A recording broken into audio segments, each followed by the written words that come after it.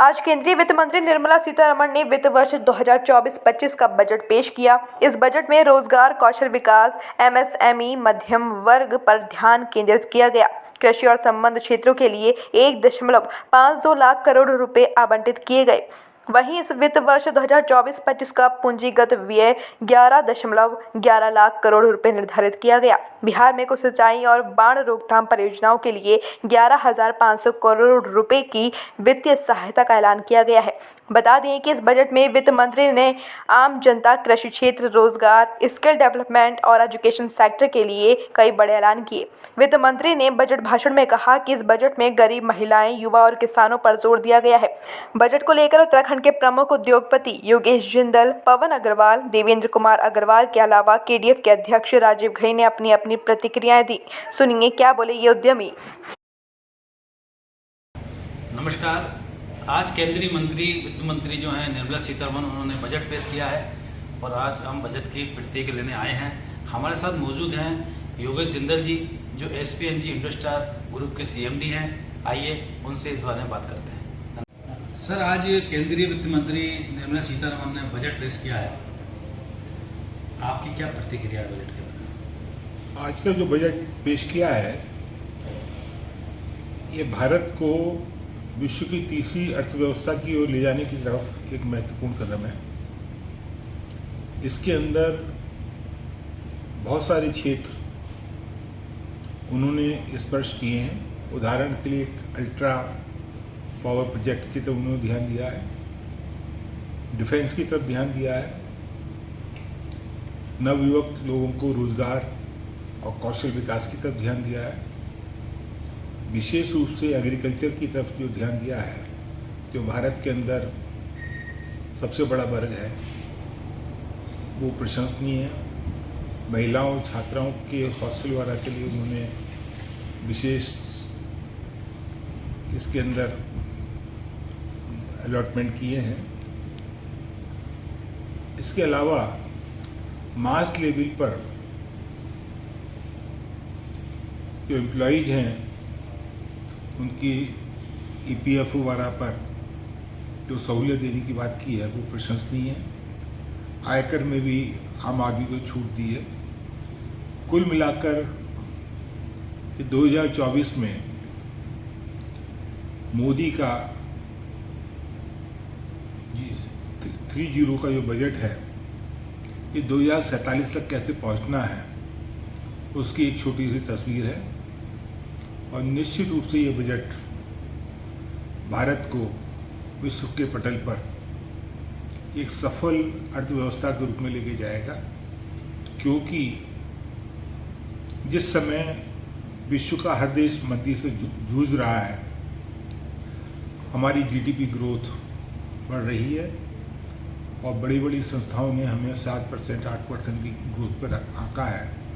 इसका मतलब कहीं ना कहीं पिछले 10 साल और आने वाले पुनः 5 साल भारत की आर्थिक सफलता की कहानी कह रहे हैं। साथ में एक बड़ी जनसंख्या को रोजगार और सुविधा देने की तरफ मोदी जी का ध्यान है।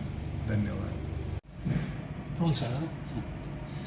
पवन जी, आज बजट पेश हो गया है और हर व्यक्ति की निगाह है, इंडस्ट्री वालों की भी निगाह है, और आप थोड़ा बताएंगे कि आपकी क्या प्रतिक्रिया आज के बजट के बारे में? देखिए, मेरी प्रतिक्रिया इस बजट के बारे में आपको थोड़ी भिन्न लग सकती है। सबसे पहले तो आपको बहुत बहुत धन्यवाद कि आपने प्रतिक्रिया के लिए आप आए हैं। देखिए, फाइनेंस मिनिस्टर ने जो बजट पेश किया है, ये सबसे पहले तो मुझे ये लगता है कि ये बजट अगले 5 साल का रोड मैप है। इस बजट को उन्होंने इस साल के लिए पेश नहीं करा है। ये अगले पूरे 5 साल में सरकार की क्या सोच है, सरकार आर्थिक फ्रंट पे किस तरीके से आगे बढ़ना चाहती है, देश का किस तरीके से आर्थिक विकास चाहती है, इसके विषय में पूरा रोड मैप सरकार ने पेश किया है। पहली बात तो ये। दूसरा, इसमें सरकार ने कुछ बहुत अहम बातें बताई हैं, अहम लक्ष्य रखे हैं, और मुझे तो ये बजट ओवरऑल अर्थव्यवस्था की ग्रोथ के लिए एक बहुत अच्छा बजट लगता है। अब मैं इसमें कुछ बातें ये बताना चाहूंगा कि मुझे जो लगता है वो क्या क्या बातें इसके अंदर निहित हैं। सबसे पहले तो सरकार ने जो मेन सेक्टर्स हैं, मेन पिलर्स हैं किसी भी अर्थव्यवस्था के विकास के लिए, उस पर बहुत फोकस रखा है। जैसे कि इंफ्रास्ट्रक्चर, तो मूलभूत सुविधाओं के लिए उन्होंने इसमें 11,11,000 करोड़ रुपए पूरे इसमें निर्धारित किए उन्होंने, जो कि एक बहुत अच्छी रकम है। और इसमें इन्होंने जितने भी इंफ्रास्ट्रक्चर रिलेटेड एरियाज हो सकते हैं सबको कवर किया है, चाहे वो सड़कें हैं, चाहे वो पोर्ट्स हैं, शिपिंग की बात करी है, चाहे वो एयरपोर्ट्स हैं, पावर की बात की है। एक ultra super critical power plant 800 megawatt का, उसके लिए पैसा रखा है। तो सरकार ने एक पूरा इंफ्रास्ट्रक्चर इसमें पकड़ा है बजट में। दूसरा, इसमें किसानों के लिए उन्होंने बहुत बेसिक चीजों को टच किया है और कोशिश की है कि किसानों को जो परंपरागत खेती है उससे बाहर निकाला जाए और उनको इस तरह की खेती, दलहन की बात की है ना, और ऑयल सीड्स की बात की है। तो उसमें वो चाहते हैं कि किसानों को उनकी जो आय है उसको किसी तरह से बढ़ाया जाए। इसके अलावा उन्होंने अगर इंडस्ट्री की बात करें तो कोई डायरेक्ट बेनिफिट उन्होंने किसी भी सेक्टर को देने में उन्होंने जरा कोताही बरती है, कि कोई डायरेक्ट बेनिफिट नहीं दिया है। लेकिन उन्होंने इनडायरेक्ट बहुत सी इसमें चीजें की हैं जिसे मैं कह सकता हूं जो रिफॉर्म लेवल पे हैं। सबसे बड़ी बात यह है कि सरकार ने आइडेंटिफाई करा है कि हमारे यहां अनएम्प्लॉयमेंट की समस्या बढ़ रही है। सरकार ने इसको माना है इस बजट में, यह अपने आप में बहुत बड़ी बात है। और उसके लिए उन्होंने फिर सोल्यूशन भी सामने लेके आए हैं वो, और उन्होंने जैसे एम्प्लॉयमेंट प्रोडक्शन लिंक्ड कुछ उन्होंने इस तरह से करा है कि एम्प्लॉयमेंट को बढ़ावा मिले। तो एम्प्लॉयमेंट लिंक्ड इंसेंटिव उन्होंने इंडस्ट्री को इसमें देने का प्रावधान रखा है। 3 स्कीम निकाली हैं, स्कीम ए, स्कीम बी, स्कीम सी, जिसमें फर्स्ट टाइमर जिसको आप अपॉइंट कर रहे हैं उसकी पहले महीने की सैलरी 15,000 रुपये महीने तक वो सरकार देगी। इसके अलावा उन्होंने ईपीएफओ में जो कंट्रीब्यूशन है वो कंट्रीब्यूशन भी जो एम्प्लॉयर का होता है उसको भी उन्होंने 1 साल तक एब्जॉर्ब करने की बात करी है। तो ये कुछ स्कीम है जिससे मुझे उम्मीद है कि एम्प्लॉयमेंट जनरेशन में बिल्कुल बढ़ावा मिलेगा। और पेपर उद्योग तो वैसे भी एम्प्लॉयमेंट बहुत ज़्यादा जनरेट करता है, ये तो हम लोग तो लेबर इंटेंसिव हैं, तो मैं समझता हूँ कि पेपर उद्योग को इससे फ़ायदा मिलना चाहिए। एक और बात इसमें है, गवर्नमेंट ने एक एमएसएमई के लिए क्रेडिट गारंटी स्कीम, ये मैं समझता हूँ कि इसका बहुत फ़ायदा हमारे उद्योग को मिल सकता है। खासकर जो हमारे छोटे और मध्यम साइज के उद्योग हैं उनको इसका फ़ायदा मिल सकता है। 100 करोड़ रुपए तक के आपके लोन पे, जो कि आप मशीनरी में या इक्विपमेंट में आप इन्वेस्ट कर रहे हैं, उसमें आपको कोलेट्रल देने की आवश्यकता नहीं पड़ेगी और बिना कोलेट्रल के आपको वो लोन मिल जाएगा। तो ये बड़ी बात है। प्रोजेक्ट का साइज 100 करोड़ से ऊपर भी हो सकता है, ये तो 100 करोड़ तक के लोन पे इसमें प्रावधान है। बाकी इसकी डिटेल्स आएंगी तो और उसको और देखना पड़ेगा कि क्या क्या चीज़ें हैं उसकी डिटेल्स में। लेकिन मुझे लगता है कि जो गवर्नमेंट ने सारी बातें करी हैं और जो बजट में रखी हैं, इससे अर्थव्यवस्था को एक अच्छा मोमेंटम आने वाले समय में मिलना चाहिए। एक अंतिम बात मैं कहना चाहूँगा कि फाइनेंस मिनिस्टर ने एक बहुत गहरी बात कही है। उन्होंने फिस्कल डेफिसिट जो है वो 4.9%, लेस देन 5%, तो जो पिछले 5 साल से फिस्कल डेफिसिट का टारगेट गवर्नमेंट लेके चल रही है, इस बजट में उसको वो भूली नहीं और 4.9% फिस्कल डेफिसिट रखा है। और कभी भी मैंने नहीं देखा कि अगले साल के फिस्कल डेफिसिट की बात भी की गई हो। अगले साल का भी टारगेट उन्होंने 4.5% मेंशन कर दिया, जो कि इस बार से कम है। तो मैं समझता हूं कि गवर्नमेंट सीरियस है और वो ये समझ रही है कि हमें अर्थव्यवस्था को बढ़ाने के लिए ठोस कदम उठाने हैं, ठोस नीतियां बनानी हैं, लॉन्ग टर्म नीतियां बनानी हैं। तो उस परिवेश में मुझे ये बजट संभव एक अच्छा बजट लगता है। जी पवन जी, ये एक बात है जैसे कि यहाँ मुद्रा लोन को भी 20 लाख कर दिया उन्होंने, और जो उत्तराखंड की देवी आपदाओं के लिए काफ़ी सहायता दी है, इस बारे में आपका क्या कहना है? देखिए, मोदी जी का उत्तराखंड से प्रेम हम सबसे छुपा नहीं है। तो वाकई में हमारा इस तरह की ज्योग्राफिकल लोकेशन है उत्तराखंड की कि हमारे यहाँ अनफॉर्चुनेटली ये दैवीय आपदाएं आती रहती हैं और उससे हमारी सड़कों को जान माल को तो नुकसान होता ही है, हमारे इंफ्रास्ट्रक्चर को बड़ा नुकसान होता है। और आपको पता ही है कि बहुत कॉस्ट आती है किसी भी इंफ्रास्ट्रक्चर को बनाने में, सड़कें बनाने में और तमाम सब चीज़ें। तो उसके लिए उन्होंने जो प्रावधान रखा है ये वाकई में वेलकम स्टेप है और उत्तराखंड का जो एक इंफ्रास्ट्रक्चर है उसको ज़रूर इससे बढ़ावा। लेकिन हम सोचते थे कुछ और भी उत्तराखंड में विकास में कुछ और चीज़ भी वो देंगे। तो मैं समझता हूँ कि अभी जब डिटेल में देखा जाएगा तो जैसे सड़कों की बात हो रही है, उसके अलावा जैसे एयरपोर्ट्स की बात है या कुछ रेलवे नेटवर्क की बात है, तो मैं समझता हूँ कि यहाँ पर भी अगर हमारे माननीय मुख्यमंत्री अगर वित्त मंत्री से मिलेंगे तो मैं समझता हूँ कि इसमें भी हमको कुछ ना कुछ ज़रूर सहयोग मिलना चाहिए केंद्र का। तो उत्तराखंड के लिए ओवरऑल विकास में मैं समझता हूँ कि ये बजट एक अच्छा बजट है, इसमें कोई निगेटिव चीज़ मुझको नहीं लगती है। ठीक है, थैंक यू सर। सर, आज केंद्रीय जो वित्त मंत्री हैं उन्होंने बजट पेश किया है निर्मला सीतारमण जी ने, तो आपकी क्या प्रतिक्रिया है उस बजट के बारे में? देखिए, आज जो बजट पेश किया उन्होंने, तो सबसे पहले तो मैं उनको बधाई देना चाहूँगा कि पहली बार किसी वित्त मंत्री ने 8वीं बार बजट पेश करने का उनको मौका मिला, तो इसके जो बधाई की पात्र हैं। और पिछले कुछ वर्षों से जो हमारी इकोनॉमी की ग्रोथ रेट भी एक अच्छे स्तर पर बराबर चल रही है, और ये एक अच्छा सूचक है देश के विकास और समृद्धि के लिए। जहाँ तक बात आज के बजट की है, तो जो उनका मुख्य फोकस रहा वो युवाओं पर, महिलाओं पर, किसानों के लिए और निर्धन वर्ग के लिए अधिक रहा। और ये आवश्यक भी है, क्योंकि राष्ट्र के विकास में इन सब का योगदान भी उतना ही महत्वपूर्ण रखता है जितना और दूसरे क्षेत्रों का। एम्प्लॉयमेंट के विषय में, स्किल डेवलपमेंट के विषय में, एमएसएमई के विषय में, मिडिल क्लास के विषय में कुछ ना कुछ घोषणाएं की गई। लगभग हर क्षेत्र में उन्होंने छूने का प्रयास किया। स्किल डेवलपमेंट के क्षेत्र में जो घोषणाएं हुई हैं उनका मैं विशेष रूप से स्वागत करता हूं, क्योंकि कल या परसों ही समाचार पत्रों में सूचना थी, जो आर्थिक सर्वेक्षण छपे, कि हमारे देश में लगभग 50% युवा ऐसे हैं जो रोजगार के लायक ही शायद नहीं है। ये थोड़ा सा निराश करने वाला एक विषय है। युवाओं को शिक्षा से अधिक आवश्यकता है रोजगार परक शिक्षा की। तो स्किल डेवलपमेंट के लिए काफ़ी घोषणाएं की गई। 1000 ITIs को उन्नत करने का प्रोग्राम बनाया गया। स्किल डेवलपमेंट के सारे प्रोग्राम घोषित किए गए। तो इससे भारत का भविष्य एक मजबूत आधार देने वाला बनेगा, इसकी मुझे पूरी उम्मीद है।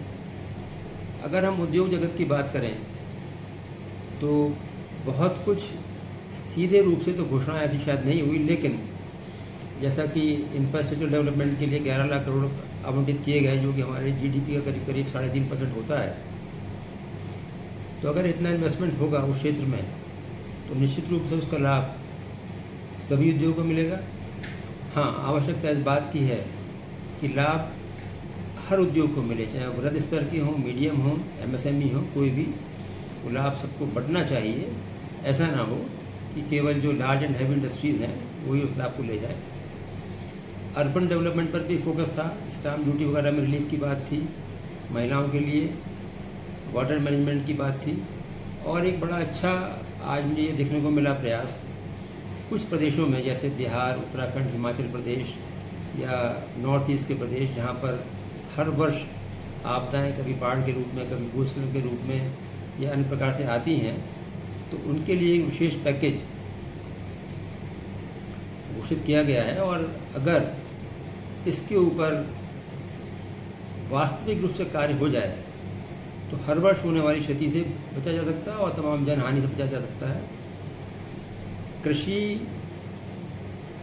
के क्षेत्र में जो कुछ घोषणाएं हुई, विशेष रूप से ऑयल सीड्स के विषय में, और कुछ ऑयल सीड्स के नाम भी हैं उसमें, कि जिनके विकास के लिए कार्य होगा। कुछ नई वैरायटी डेवलप की जाएंगी।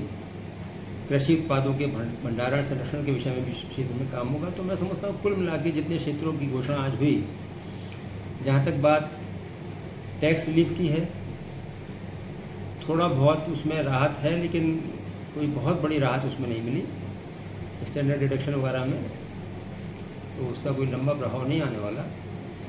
और NCLT को और अधिक मजबूत करने के विषय में बात हुई है, ये भी बड़ा आवश्यक था, क्योंकि इंसॉल्वेंसी के चक्कर में बहुत सारी कंपनियां बहुत लंबे समय तक इंतजार करती रहती हैं, उनके निस्तारण हो शीघ्रता के साथ। एक बात और जो आई कि GST कानून के रेशनाइजेशन की, इसकी बहुत अधिक आवश्यकता है। व्यापारी वर्ग, मध्यम उद्योग, उनके सामने बहुत चुनौतियां हैं। समय समय पर प्रत्यावेदन केंद्र सरकार को, वित्त मंत्री महोदया को दिए गए हैं, लेकिन जो सुधार जिनकी अपेक्षा व्यापारी वर्ग करता है वो अभी नहीं हो पाए हैं, जिसकी वजह से कठिनाइयाँ भी आ रही हैं। प्रताड़ित भी होना पड़ता है।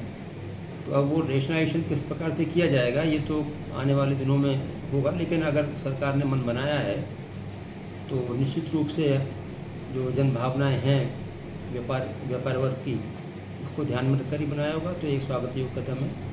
मैं कुल मिलाकर इस बजट को एक बैलेंस बजट कहूँगा और एक बार पुनः वित्त मंत्री महोदया का आभार व्यक्त करता हूँ, मोदी सरकार का आभार व्यक्त करता हूँ कि उन्होंने समाज के हर पहलू को स्ट्रेंथन करने का प्रयास किया है।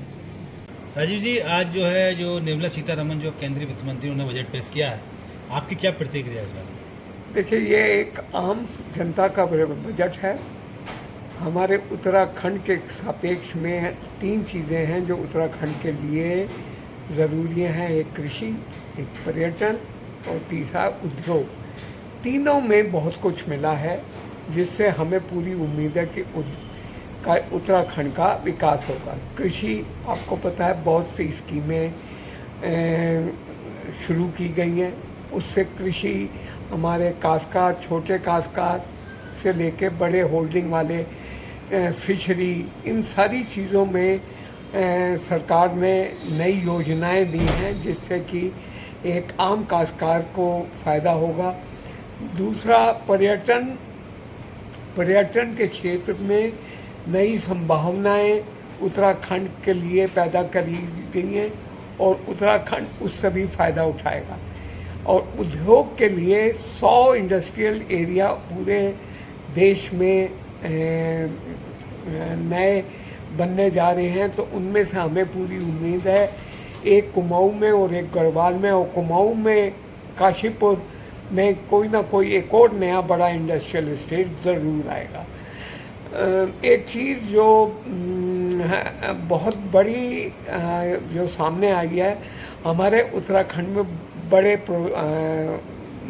इंडस्ट्रीज़ बहुत हैं, तो इस बजट में 1 करोड़ युवाओं को जो इंडस्ट्री वालों में ट्रेनिंग के लिए एक स्कीम आई है जिसमें वो CSR फंड से में लिया गया है, जिससे 1 करोड़ लोगों को बड़े उद्योग रोज़गार देंगे, ट्रेनिंग देंगे और उनको ही फिर बाद में परमानेंट अपने यहाँ नौकरी देंगे। उससे हमें पूरी उम्मीद है, क्योंकि हमारे यहाँ काफ़ी बड़े उद्योग हैं, तो उत्तराखंड में एक रोज़गारी की अगर कोई समस्या होगी तो वो पूरी होगी। इस बजट में हमारी प्राकृतिक आपदा से उत्तराखंड को जो नुकसान हुए हैं उसको कंपनसेट जो किया गया है उसका हम स्वागत करते हैं। और एज ए होल सिर्फ जो उन्होंने हमें उम्मीद थी कि पर्सनल टैक्स में थोड़ी फ़ायदा देंगे, वो उसको बहुत कम दिया गया है। हमें उम्मीद है कि हाउसिंग लोन वगैरह इन सारी चीज़ों में कुछ देंगे, वो नहीं मिला। अदरवाइज एज ए होल एक विकास पूरक बजट है और जिससे कि हमारे उत्तराखंड को एक नई दिशा अवश्य मिलेगी। उद्योग, पर्यटन, कृषि, इन तीनों चीज़ों के साथ साथ युवाओं को नौकरी ये मिलेगी।